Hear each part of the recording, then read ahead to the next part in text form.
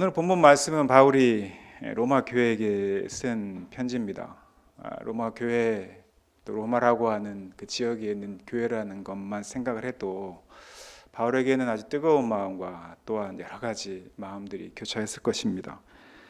그럼에도 불구하고 마음을 단단히 하고 예수 그리스도의 죽음을 생각하며 그리스도의 사랑을 받은 자로, 하나님의 끊어지지 않는 사랑을 경험한 자로서 로마라고 하는 특수한 상황에서 우리가 신앙을 유지하지만 그 어떤 환난이나 고난이나 핍박이 있다 할지라도 목숨이 내어주는 그런 환경에 있을지라도 주님의 복음을 전하고 그리스도인으로 살아가자고 하는 그 다짐이 오늘 본문 말씀에, 그리고 오늘 8장 31절부터 39절 마지막 절까지 단단한 각오와 그리고 성도들에게 하는 권면이 나옵니다. 이 말씀을 전하는 바울에게는, 또 바울의 인생에 있어서는 그동안 살아왔던 선교의 역사 가운데 본인이 해야 했던 희생들, 그리고 이제 성도들이 감내해야 될 희생들이 눈앞에 펼쳐졌을 것입니다. 예수님처럼 예수 그리스도께 십자가에 죽으신 그 사실과 같이 성도들도 사자의 밥으로, 단두대 이슬로, 십자가형으로 또는 돌에 맞아 죽을 수도 있다라는 그것을 염두에 두고 오늘 말씀을 하는 겁니다. 그럼에도 불구하고 바울은 그것을 감내하라고 이야기합니다. 왜냐하면 본문에 나와 있는 것처럼 죽기까지 우리를 사랑하셨던 하나님께서 우리에게 모든 걸 내어주실 것이고 또 우리를 책임져 주실 거라고 하는 그 믿음을 갖고 있었기 때문입니다. 그래서 희생이라는 단어를 우리가 접하면 희생이 주는 감동이 있습니다. 그리고 그리스도인들은 희생에 특화되어 있고 또한 그 희생에 순종해야 되는 믿음의 결단을 한 사람들입니다. 그러나 이 희생이라는 단어가 우리에게는 당연한 것임에도 불구하고, 또 우리의 신앙 고백 안에 당연히 희생에 우리가 순종해야 됨에도 불구하고 현실 속에서는 그 희생이 너무나 버겁고 힘듭니다. 희생이라는 단어를 제가 사전에 찾아봤습니다. 사전적 의미입니다. 세 가지 의미가 담겨져 있었는데요. 가장 기본적인 의미는 이런 뜻이었습니다. 다른 사람이나 어떤 목적을 위해 자신이나 가진 것 등을 바치거나 포기함. 그러한 인생을 사는 사람들을 보고 우리는 의인 또는 영웅이라고 이야기합니다. 우리가 너무나 잘 아는 기본적인 의미입니다. 두 번째 의미는 예기치 않은 재난이나 사고로 목숨을 잃음, 이렇게 되어 있습니다. 우리는 이렇게 희생당한 사람들을 잘 알죠. 제가 오늘 배지를 달고 왔는데요. 이건 세월을 기억하고 이런 희생이 다시는 이루어지지 않고자 하는 그런 염원을 담은 그런 저의 하나의 표현이기도 합니다.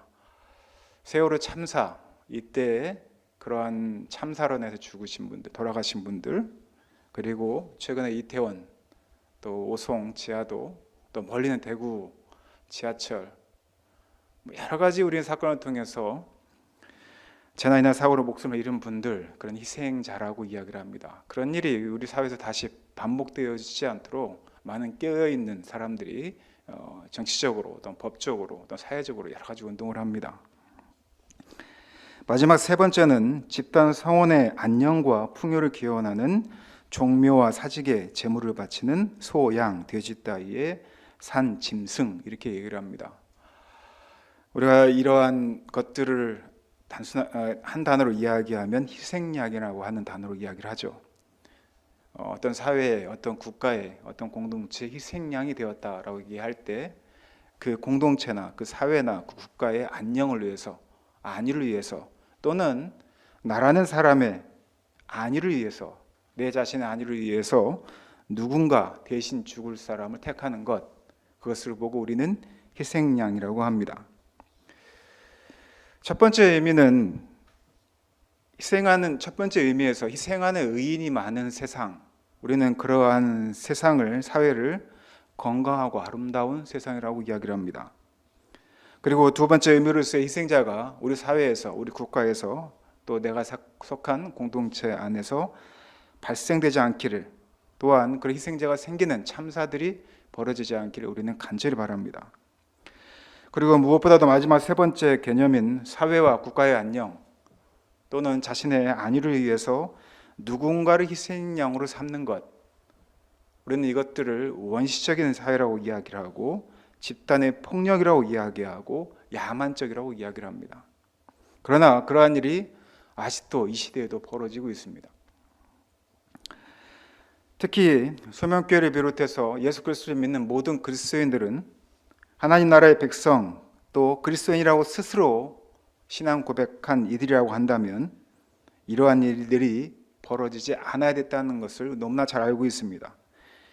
희생양을 만들지 않을 뿐만 아니라 불의 희생자가 생기지 않도록 해야 하고, 그리고 우리의 삶이 다른 사람이나 어떤 목적을 위해서 자신이 가진 것 또한 자신을 드릴 수 있는 그러한 의인 또는 그런 삶을 살아가는 이로서 우리가 살아가고자 합니다.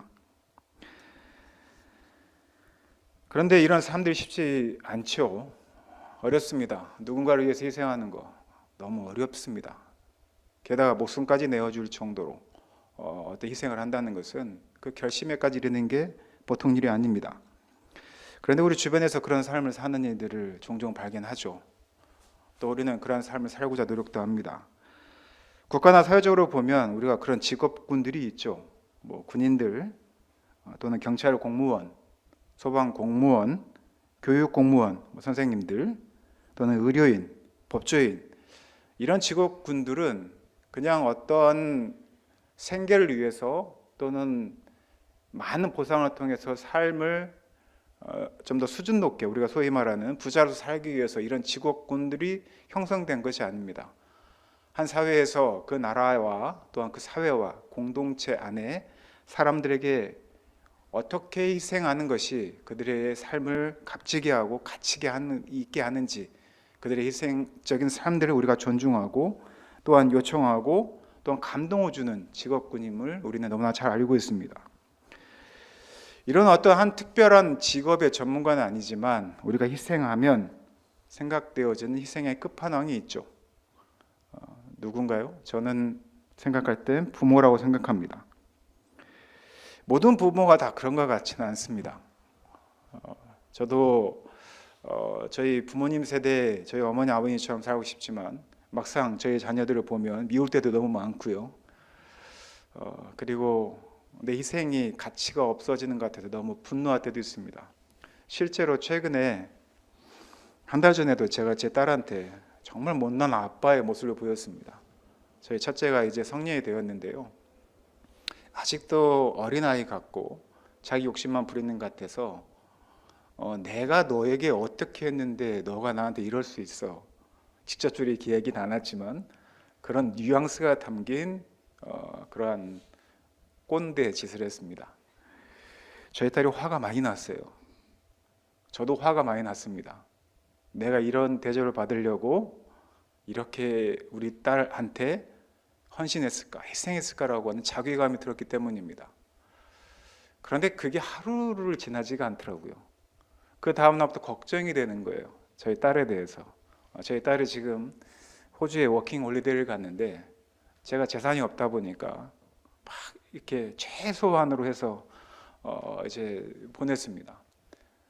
한국도 아닌 외국에 가 있고 또한 이미 알바도 시작을 하고 자기 삶을 영위해가는 첫 사회를 발을 내딛었는데 그런 딸에게 제 욕심을 부린 겁니다. 그리고 제 희생의 가치를 알아달라고 하는 거예요. 제가 지금까지는 굉장히 나이스한 부모인 줄 알았거든요. 그 어느 한순간에 제 희생에 대해서 보상받기를 바라고 그리고 그것을 표현을 하고 결국에는 제 딸의 마음에 상처를 주고 그랬던 것을 보게 됐습니다. 나는 정말 못난 부모다라고 생각을 했는데 또 그 다음날 나는 천상 부모다는 생각이 들었습니다. 제가 그래서 어디서 배웠을까요? 물론 많은 분들은 본능적으로 그렇게 한다고 얘기하지만 저는 저희 부모에게 그것을 보고 경험을 했습니다. 결혼하고 아이를 낳고 또 아이들을 성장시키면서 나의 부모 세대가 이랬겠구나, 부모 희생이 정말 이런 것이었구나 하는 것을 하나하나 깨달으면서 나도 모르게 내리사랑을 하고 있는 것입니다. 그런 부모들이라 할지라도 제가 여러분들 고백한 것처럼 어느 순간에 내가 존중받지 못하거나 또 내 명예가 더럽혀지는 것 같거나 또 어떤 순간에는 보상받지 못하면 저항하게 되고 화를 내게 되고 분노하게 되는 제 모습을 보게 됩니다. 참 신기하죠? 왜 그럴까요? 내 부모님들은 끝없이 나를 사랑하는 것 같은데 나는 그러지 못하는 것 같아요. 왜 그럴까요? 희생이라는 것이 당연한 것이었기 때문입니다. 희생은 엄청 고통스럽고 또한 절망스럽고 또한 고난을 걷는 것이기 때문입니다. 그래서 인간인 우리는 우리가 가진 한계 속에서 끊임없이 고민하고 선택하고 또한 잘못된 길로 가기도 합니다.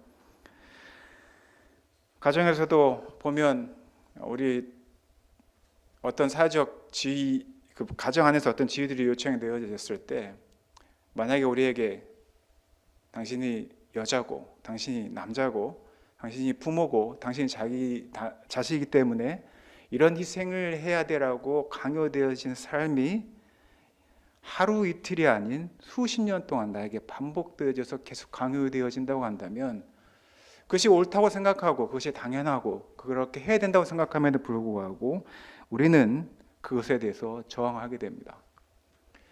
지금 시대가 많이 바뀌었죠. 제가 어릴 때만 해도 제가 8대 장손인 것 제가 몇 번 얘기해서 아실지 모르겠지만 저는 밥상을 차려본 적이 없습니다. 20대까지. 지금은 제가 밥도 잘 챙겨 먹고 애들 음식도 해주고 잘합니다만 20대까지 저는 밥상에 앉아 있을 줄 알았지 음식을 챙겨서 먹는 거는 라면밖에 없었습니다. 저희 할머니가 보시면 대노를 하십니다. 주방에 들어가도 8대 장손이, 우리 장손이, 그리고 저희 누나들은 항상 억울하면서도 밥을 차려주거나 소소하게 저항을 했었습니다. 지금은 그렇지 않죠. 지금도 그러시는지 잘 모르겠습니다만 지금 시대가 많이 바뀌었습니다. 10년, 20년, 30년 전부터 페미니즘이라고 하는 것들이 우리 주변에 너무나 일상으로 자리 잡았고 또 내용도 겪고 지금 새로운 패러다임으로 많이 바뀌고 있습니다. 그래서 저희 부모 세대를 보면 저 의학계에서 연구할 만한 그런 병명이 하나 있었죠. 화병이라는 겁니다. 실제로 의학계에서 연구되고 있고 어떤 그런 결과물들이 보고하고 있는 것으로 알고 있습니다. 이 화병이 왜 생겼을까? 희생이 너무나 당연시되어졌던 그리고 그것을 속에 꾹꾹 누르고 있었던 어머니 세대 또는 아버지 세대에서 어느 순간 그것이 분출되어지면서 몸의 병으로 드러나는 것이죠. 저는 이것들이 또 하나의 저항이라고 생각합니다. 몸이 저항을 하는 것이죠. 이러한 것들을 볼 때 희생은 당연한 것이 없다는 겁니다. 그렇게 나를 사랑하고 나를 위해서 헌신하고 희생하였던 우리 부모님 세대조차도 화병을 누리지 못하고 죽거나 아니면 그것으로 몸이 힘들어지는 것들을 보게 되면 희생이라는 것은 너무나 힘들고 어려운 것이고 당연한 것이 아니라는 것을 알게 됩니다. 이것을 줄일 수 있는 방법이 뭐가 있을까? 여러분들 희생을 했을 때 그것을 인하여서 내가 억울해하고 분노하고 힘들어할 때 그것을 줄일 수 있는 획기적인 방법이 뭘까?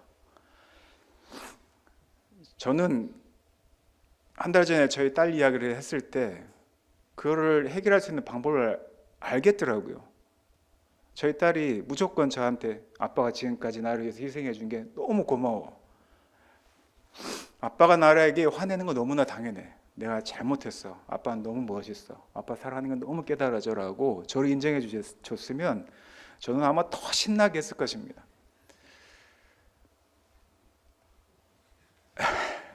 네, 저희 딸은 아직도 저한테 그런 문자를 보내지 않고 있습니다. 저희 딸도 자존심이 엄청 세거든요. 눈물 흘리는 게 아니라 자꾸 코가 나옵니다. 전 아직도 분한 생각이 드는지 모르겠는데 어떤 보상이 주어진다고 하면 저는 그런 희생에 대한 그 가치가 느껴지는 것 같아서 많은 사람들이 응어리졌던 마음 또는 절망했던 마음 또 분노했던 마음들이 사라질 거라고 믿습니다. 나의 희생이 나에게 영광으로 드러나는 것이죠. 내가 어떤 희생을 했는데 금전적으로 또한 명예적으로 만약에 누군가에게 존중받는다고 한다면 많은 사람들이 그 희생에 대해서 더 가치 있게 느끼고 또한 그런 삶을 살아가려고 할 것입니다. 실제로 우리 사회도 그렇습니다. 많은 사람들이 경찰 공무원, 소방 공무원, 선생님들, 법조인, 의료인들이 그들의 삶에 희생이 있는 것을 발견할 때마다 그것들이 더욱더 미담으로 나누어지고 많은 이들이 그런 삶을 살고자 헌신하는 것을 보게 됩니다. 그러한 희생에 대한 가치를 느끼는 것도 매우 중요한데, 문제는 그리스도인들이 희생할 때 그러한 영광이 있겠냐는 겁니다. 그리스도인의 희생의 결과는 영광일까요? 물론 우리는 하나님 나라에서 얻게 될 영광이 있다고 저는 믿습니다.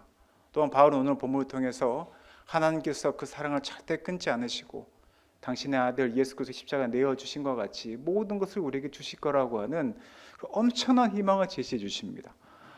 문제는 현실이 그러냐는 겁니다. 바울은 결국 로마에 가서 죽지 않습니까? 초대교회 많은 성도들이 그렇게 복음을 전하기 위해서 복음을 전하고 전했다는 이유로 죽음을 당하기도 하고 자신의 모든 것을 내어주어 자신이 복음을 전하는 이들에게 또한 복음을 듣게 될 사람들에게 헌신하고 희생해서 불구하고 그들의 끝은 처참한 죽음인 경우가 너무나 많았습니다. 그리스도인의 희생의 결과가 우리가 생각하는 인간이 생각하는 그러한 영광이라고 하면 우리가 살아가는 인생 동안 그 희생을 가치 있게 느끼고 더 많은 사람들에게 그러한 삶을 살라고 이야기할 텐데, 그리고 기독교란 종교가 그런 종교였다고 한다면 우리는 우리 안에서 많은 사람들에게 예수를 믿으라고 더 자신 있게 이야기할 텐데 그렇지 않더라는 것이죠.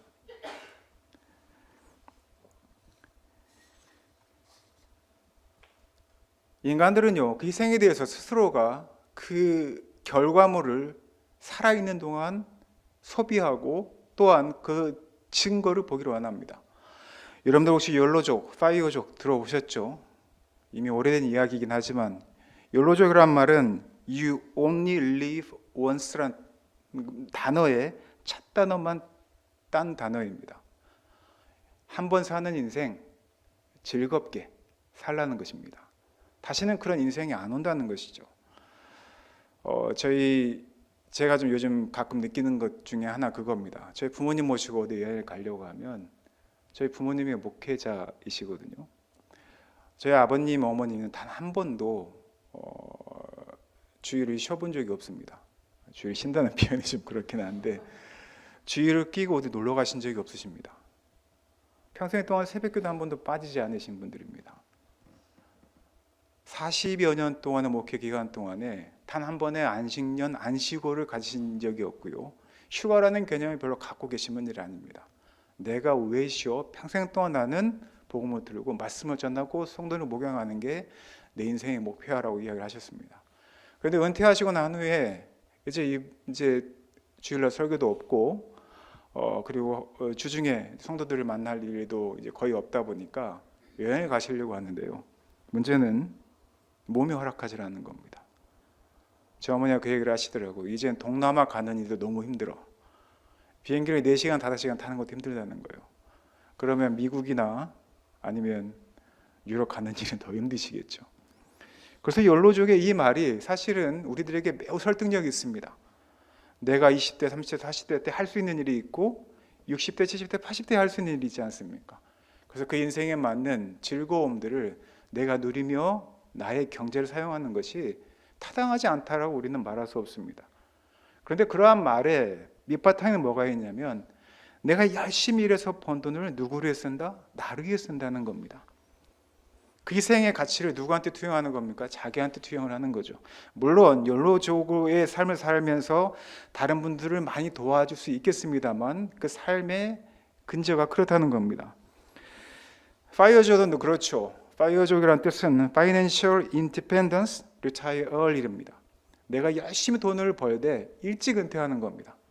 그리고 나머지 그 인생은 내가 즐기고 살겠다는 것이죠. 실제로 제가 그런 청년들 많이 봤습니다. 펀드 매니저였던 친구가 목적이 뭐였냐면 20대 후반에 펀드 매니징을 시작을 해서 자기가 40 되기 전에 은퇴하는 거였습니다. 20년 전 들은 이야기입니다. 제가 그 친구가 지금 어떻게 살고 있는지 모르겠지만 펀드 매니저 하면서 그 당시에도 1년에 연봉이 3억이 넘었거든요. 그러면 영국에서 그러면 한 십몇 년 열심히 하면 수십억의 자산가 되나 적어도 어느 정도 그 이후의 인생을 살 수 있을 만한 자산이 이루어졌을 것입니다. 그 위에 인생을 편하게 살겠다는 겁니다. 요즘 MZ세대는 어떨까요? 저희 40대 50대 말고 20, 30대, 저는 이 연로족, 파이어족이라고 하는 사람 추구했던 삶은 그래도 사회적 기반이 있을 때 가능한 거라고 생각합니다. 요즘 MZ세대는 그렇지 않죠. 우리가 요즘 MZ에 대해서 이야기를 할 때 아무리 열심히 노력을 해도 부모보다도 더 가난한 세대라고 이야기를 합니다. 그 정도로 이 사회가 균형이, 뭔가 사회가 더 불균형이 이루어지는, 자녀들이 아무리 노력을 해도 절망을 느낄 수밖에 없는 그러한 시대를 살아가고 있다고 보는 것이죠. 그래서 MZ세대를 전도하는 게 너무 힘듭니다. 물론 각종 미사 어구와 그리고 어떤 장치를 통해서 예배당 안에 들여다 놓을 수는 있습니다. 물론 사실 그것도 쉽지는 않지만, 그러나 순수한 그리스도의 신앙으로까지 인도하는 건 어렵습니다. 왜냐하면 그들에게 희생이 당연한 것을 얘기해야 되거든요. 그리스도인들이 그리스도의 삶을 살아가는 것이 희생이 없다면 그것은 올바른 신앙 고백이 아니고 그리스도의 삶이 아님을 바울은 알았고요. 또한 시대를 살아가는 모든 그리스도인들은 그것을 알아야 합니다.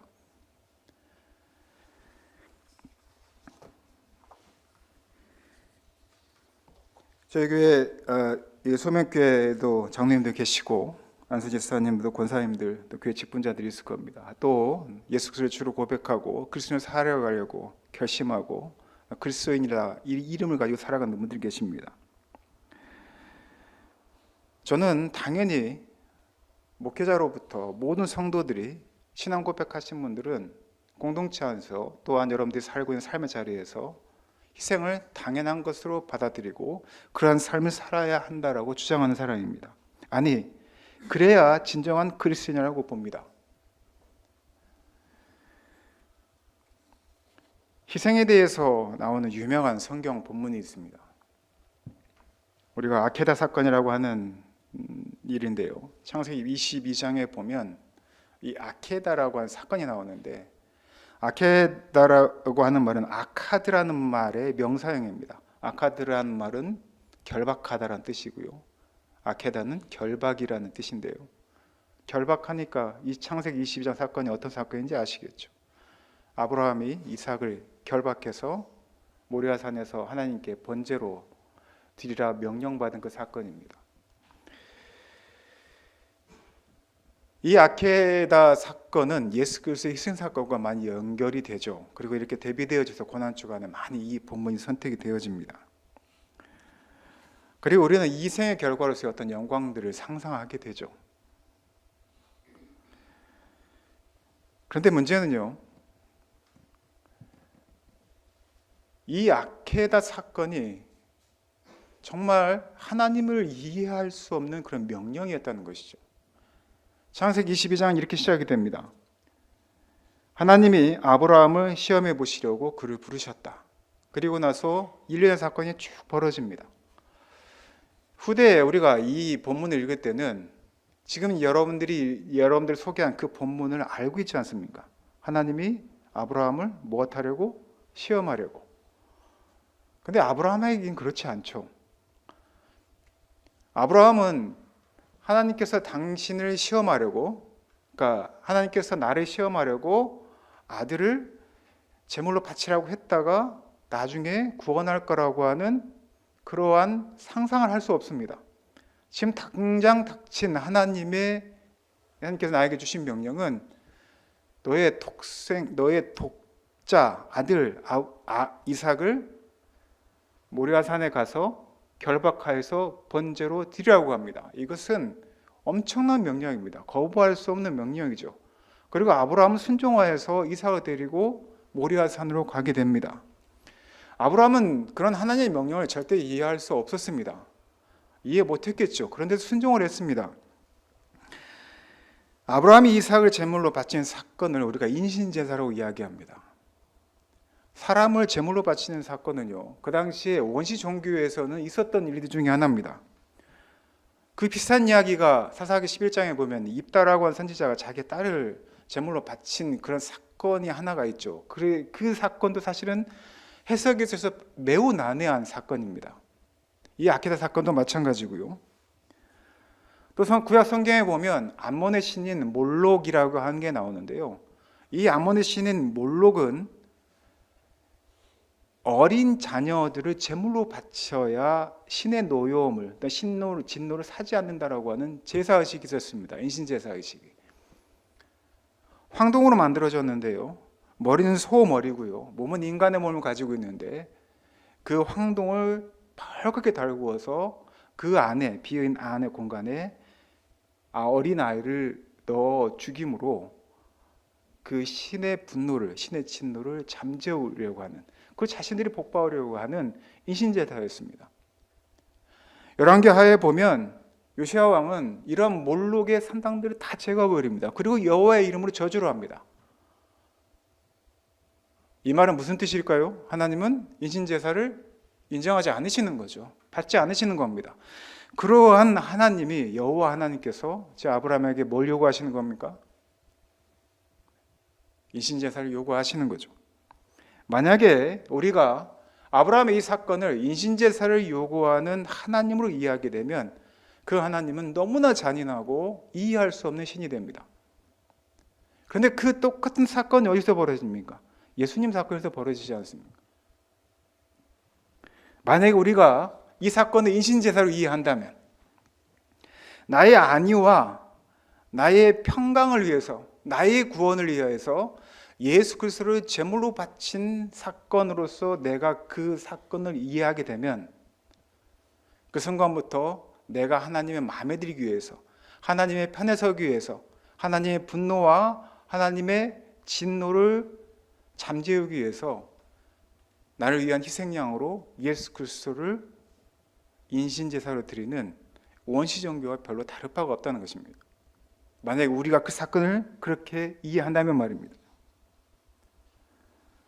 결국 그렇게 이해하게 되면 우리는 어떠한 영광을 누리게 되냐면 그러한 인신제사를 통해서 하나님의 분노와 하나님의 진노와 하나님의 마음에 든 그러한 사건을 통해 어떠한 영광을 내가 얻을 것인가에 대해서 우리는 거기에 집중하게 됩니다. 그러나 이 희생이 정말 그렇게 해석되어져야 될 그런 내용일까요? 아키다 사건은, 또 예수 그리스도의 십자가 사건은 서로 연결되어 있지만 참 우리에게 이 시대에 참 난해한 이야기입니다. 예수 그리스도를 십자가에 매달려 죽게 하는 것, 나를 위해 다른 생명을 희생시키는 것, 그것을 당연하게 여기는 것, 그리고 그것을 은혜라고 이야기하는 것. 여러분들 그것을 들으면 좀 의문스럽지 않습니까?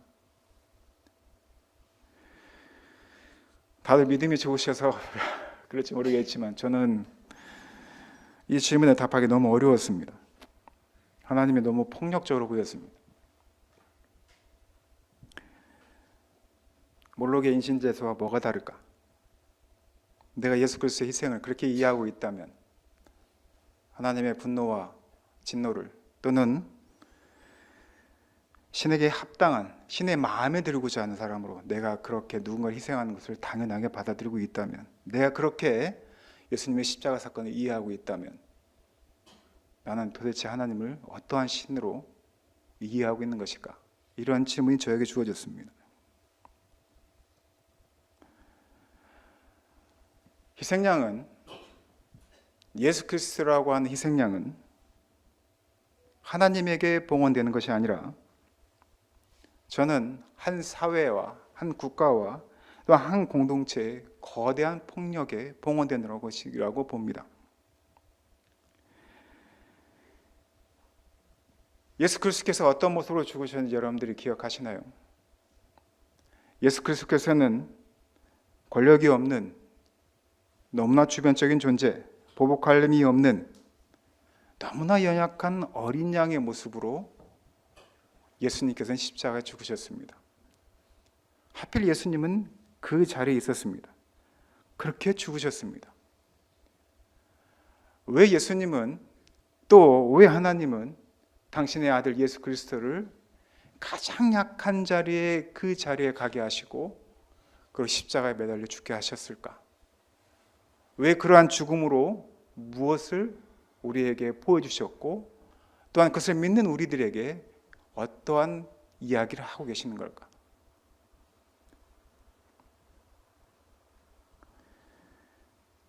소명교회 성도 여러분들은 예수 그리스도를 주로 고백한 그리스도인들이시죠.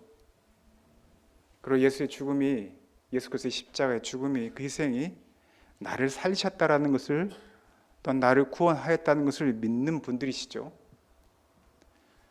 저는 그 사실은 예수 그리스도의 사랑이, 끊을 수 없는 그 사랑이 나를 위하여 대신 죽으심으로 내 생명을 살리셨다는 것을 믿는 거라고 저는 믿습니다.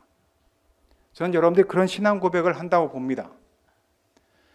예수 그리스도께서 희생당하심으로 내 생명이 살게 된 것, 그 사실을 믿는 이들이 어떻게 살아야 하는가 하면, 예수 그리스도께서 죽으심으로 내가 살아난 것처럼 예수 그리스도를 믿는 이들은 내가 희생되어짐으로, 내가 죽음으로 누군가를 살리는 삶을 살아야 한다는 것입니다. 하나님께서 예수 그리스도의 죽음을 믿고, 또한 내가 구원받은 존재로서 내 자신의 그런 신앙 고백을 하고 내가 천국 가는 티켓을 얻었기 때문에 어떻게 하면 그 하나님을 이게 잘 보일까?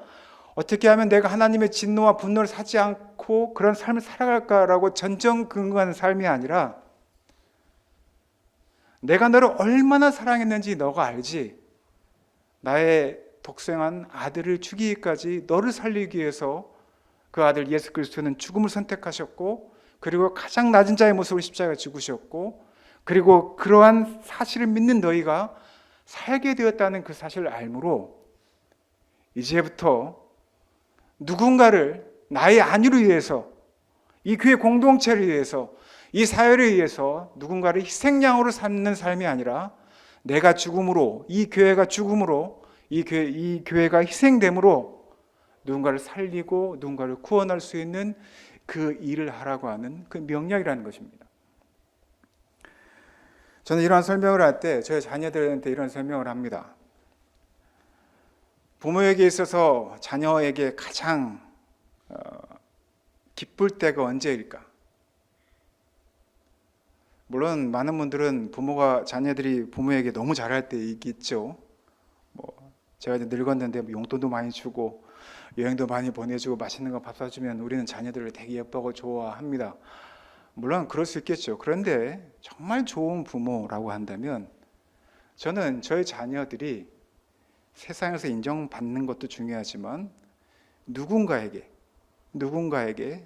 자신이 가지고 있는 재능을 가지고, 또한 자신이 가진 재산을 가지고 그들을 위하여 헌신하며 희생하며 봉사하며 살아갈 때, 저는 그러한 자녀가 너무 예쁘고 좋을 것 같아요. 저는 저희 자녀들이 그렇게 살길 바랍니다. 하나님 마음도 별반 다를 바 없을 거라고 생각합니다. 저는 하나님의 사랑이 거기에 있다고 생각합니다. 너 나 믿어, 그리고 나에게 잘해, 이게 아니라 내가 너를 살리기 위해서 어디까지 했는지 알지? 그럼 이제 너도 그렇게 살아, 이렇게 얘기하시는 것 같아요. 저는 그게 십자가의 사랑이라고 생각합니다. 예수 그리스도께서 십자가에 죽기 전에 마지막 하셨던 그 말씀 기억하십니까? 전체 본문이죠. 전체 제목입니다. 다 이루었다. 우리는요, 희생의 끝이 부활의 영광이라고 생각합니다. 그런데 오늘 여러분들이 아시는 성경의 내용을 보면 예수 그리스도께서는 마지막 희생, 죽음 앞에서 하셨던 말이 다 이루었다고 하셨습니다.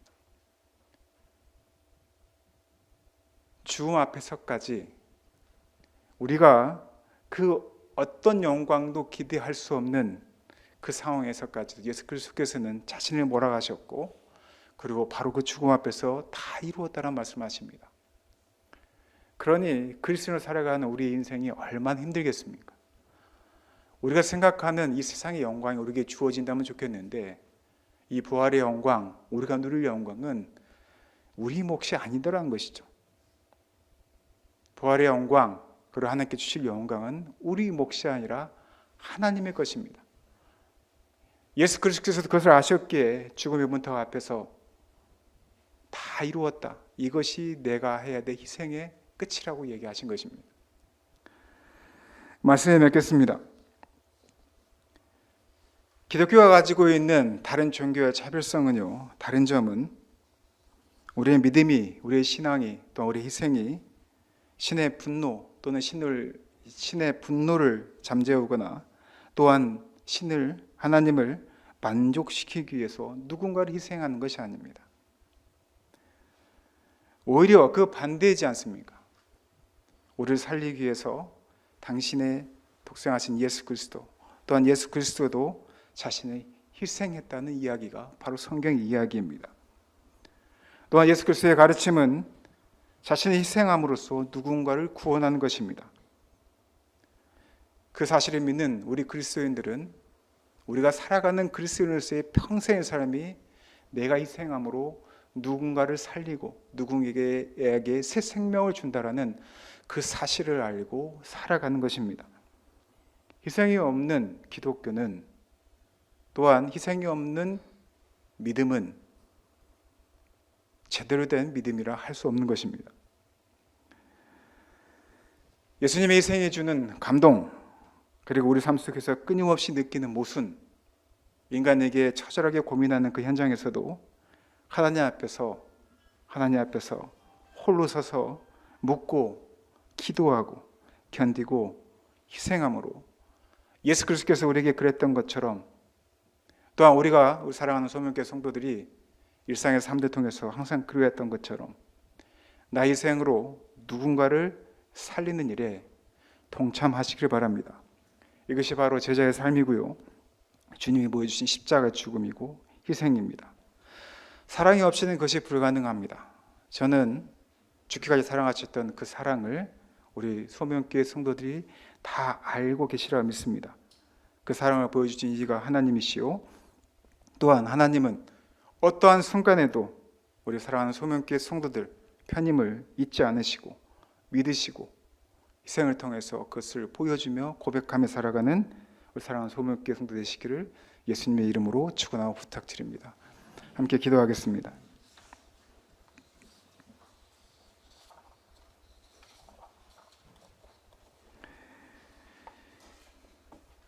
주님께서 죽기까지 나를 사랑하셨기에 나도 그러한 삶을 살아야 함을 너무나 잘 알매도 불구하고, 아버지 하나님, 그 삶이 너무나 힘듭니다.